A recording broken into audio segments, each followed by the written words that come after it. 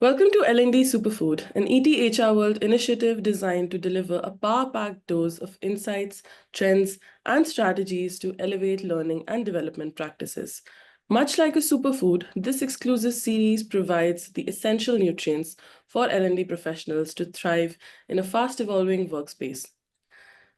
In today's world where continuous learning is no longer optional but critical for individual and organizational success, this series focuses on equipping leaders with actionable knowledge to tackle emerging challenges, embrace technological developments, and meet the evolving needs of diverse learners. And in this episode, we are thrilled to welcome Captain Shantanu Chakravarthy, Chief Learning Officer at Suzlon Group. Hello, Shantanu. Thank you so much for joining us for this episode. Thank you. My pleasure. So, Shantanu, just to start things off, I wanted to ask you, because you are in the renewable energy sector, what are the unique challenges and opportunities that you see for L&D programs, especially with a workforce that spans both technical field teams as well as corporate professionals? So thanks for the invite and taking the series on, Shireen. So the first and foremost, specific to the renewable sector, and I have had my essay into the technology sector all along for the last 2.5 decades, and then now here. So at one side, you have a tailwind of sustainability movement itself, right? From a global perspective and India perspective, with 2030 as the first milestones of 50%, going renewable across, and then by 2070 net zero. So there is a massive tailwind that is from a governance, statutory advocacy perspective on a macroeconomic point of view. Second, there is a purpose-driven field itself from everybody, every genre, the newer generations. They're very aware today of what sustainability renewable is in a common layman's language.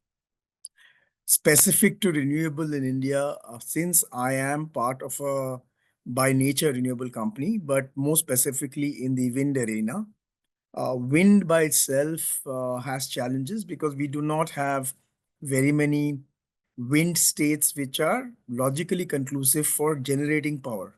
When I mean to say that uh, logistically a wind turbine is much more complex from an engineering side of view, from a supply chain side of view, compared to the other forms of renewable energy. And a closest apple to match would be solar. So logistically, it's easier. That is one side of it. The second side of it is the skill gap in the green skills. So there's a shortage of trained manpower at all levels for coming and pivoting this as a skill gap which happens. And because of a push, not only in the renewable sector, in the infrastructure side also by the government of India, the skilled manpower, the engineering workforce, there is a shortage of demand and there's a complete fluidity of it, which challenges their say.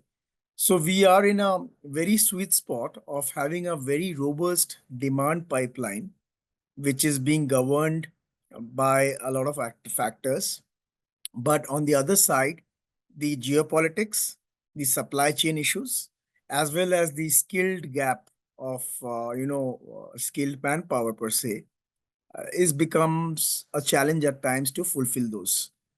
So that is what I would like to conclude this section on.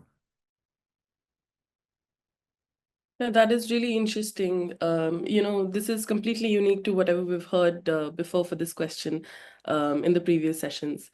So the next question, moving on again, a little bit forward-looking, with emerging technologies like IoT, AI, and green tech innovations, how do you envision learning programs evolving at Suzlon to enhance both the technical expertise as well as sustainability practices?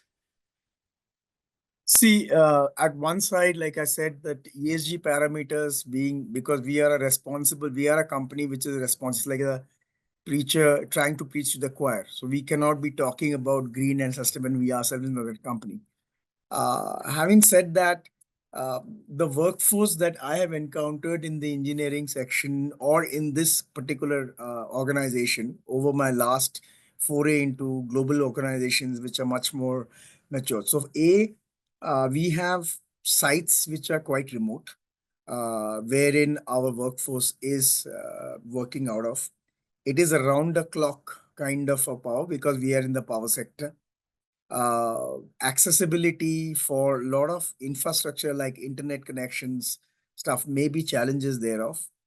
Regional language applicability is also a factor that comes into play because we have pockets of concentration, which way we may have the workforce who may not be traditionally taking in partaking programs which are in typical English. Uh, so there are certain areas, even psychometric developments. For example, when we are doing tool developments, we have been trying to do it from a word scratch. Now, when we started doing it, the closest surrogate for me was like to see quick commerce delivery people, people who are like the semi-skilled ones, but they were urban cities. So like it was a complete mismatch of what we were trying to do. So when we talked with knowledge partners, we had to co-create it right from the scratch, make it adaptable. Regarding the technology side, so the good news is on the engineering side of a product manifesto, it anyway is far ahead of the curve because we have been a pole leader in the wind turbine section. So Suzlon is synonymous with the product portfolio. Our latest turbines have been doing extremely well. Sensors, IoTs, embedded SCADA systems, which is integral part of our technology side of the business side of it, is way ahead. Our design centers are in Europe, which is a bellwether for wind designs. Now, integrating that with the learning management systems, or as we say, learning in the flow of the work, was something that Suzlon took it up as an opportunity. I would not say did we reach, but we have made a huge progress of trying to reach the last mile connectivity. So with something called anywhere, anytime, any device learning and user generated content. So it's not a completely off shift to a digital platform. It's a blend of hybrid where we have and using a lot of our workforce themselves to create context, contextualize to it is something that we have been doing. On the technical side of creation of the technology ladder, on the leadership succession pipe, we have a very nice mix of people who have been traditionalists in this industry.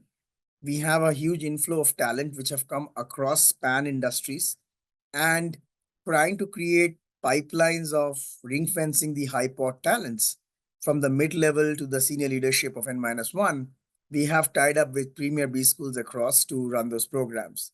Alongside, we have created a one of its kind co-development role destiny playbook, which we created completely with generative AI and our field notes. So we have been talking across the diaspora of people, and with that, every individual in Suzlon today has a very hyper personalized learning path, which has been co created using the facilities that generative AI has now provided us with, contextualizing it using sentiment analysis, and a lot of other pulse factors like great places to work, which has given us data points of how things are going ahead. So, with this, the journey is on, but it's very exciting.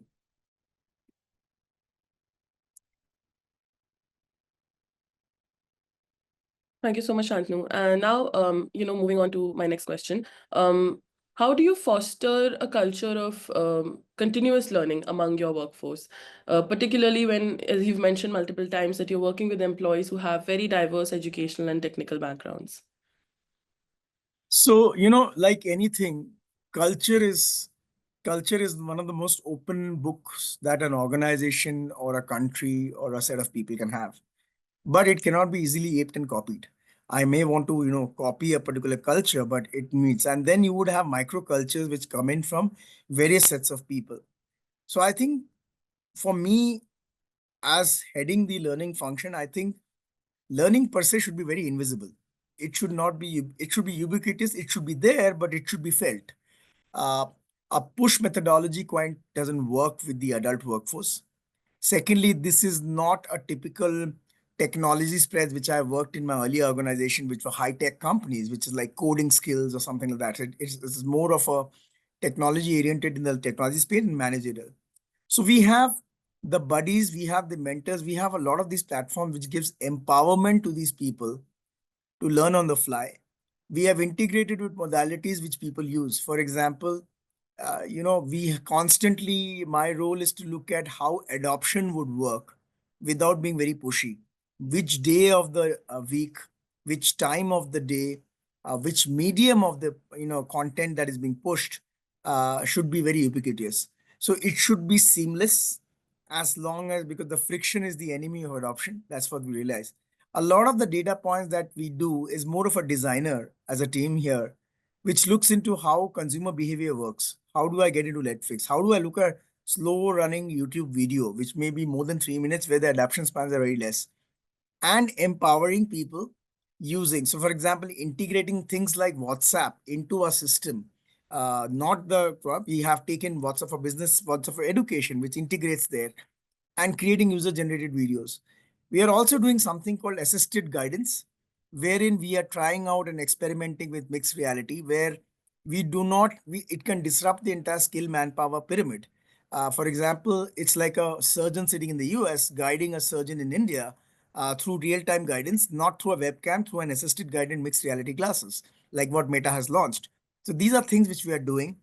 And it is not that somebody has to be from an HR or an L&D team to be a contributor or an SME.